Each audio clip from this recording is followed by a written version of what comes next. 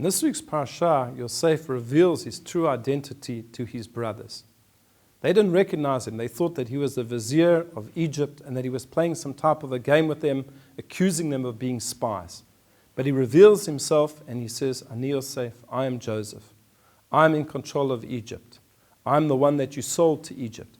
Go back to my father Yaakov and tell him to come here to me and to live in the land of Goshen in this beautiful lush suburb. And I'll provide for you for the rest of your life. And that's exactly what happens. And he gives his brothers exact instructions when they return to the land of Canaan, to Israel, to bring back Yaakov. And he provides for them tzei de la derech, food for the way. And then he gives them the following instruction. Al tirgazu badarech. Do not get upset.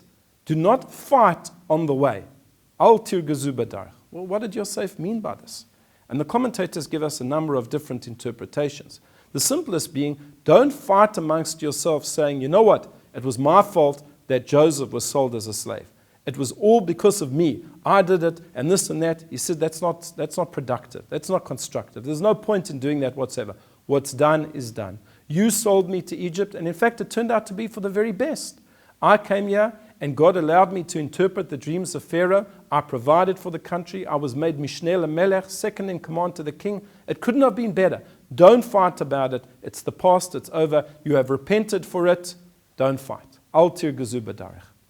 Another explanation that's given by the sages is when you are on the way and you begin to discuss with one another matters of Torah, don't go into it in too much depth, because the road is not really an appropriate place to have a Talmudic discussion. Yes, you can state a halacha, a law, but don't go into it too much. Al tirgazu badarech. But I think that we could imply something else from the words of Yosef. He was telling his brothers as follows. Kol hadrachim becheskat sakana. As our sages say, roads, traveling is becheskat sakana. It's very dangerous to travel. Whether you're traveling by air, whether you're traveling by sea, or whether you're traveling by roads.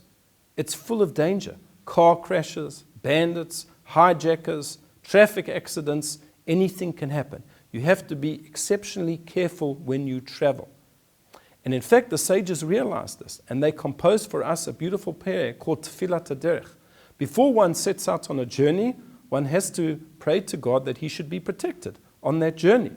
God, please make sure that I reach my destination in peace.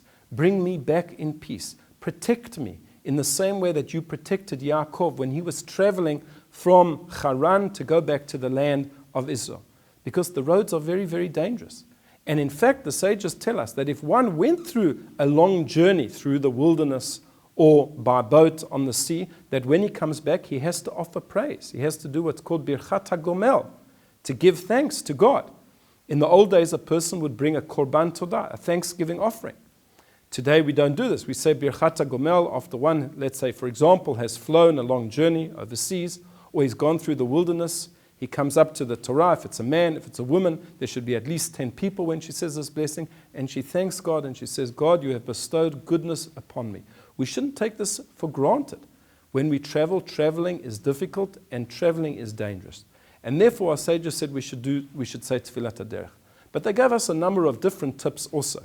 They said that we should be clever when we travel. We should be safe when we travel. Don't set out in the middle of the night or early in the morning when everything is dark and you can't see where you're going. Especially if you're traveling on a new road that you've never been on before. One doesn't know what could happen. There could be potholes on the road. They also advise us to prepare physically, that you should have enough food to eat with you. And they tell us to prepare spiritually. And this means, and the Chofetz Chaim, the Mishnah Berurah says we should do this, a man should take with him talis and tefillin. Even if he's just going overnight, he doesn't know what could happen. There could be a delay, and then he won't have his proper gear in order to pray.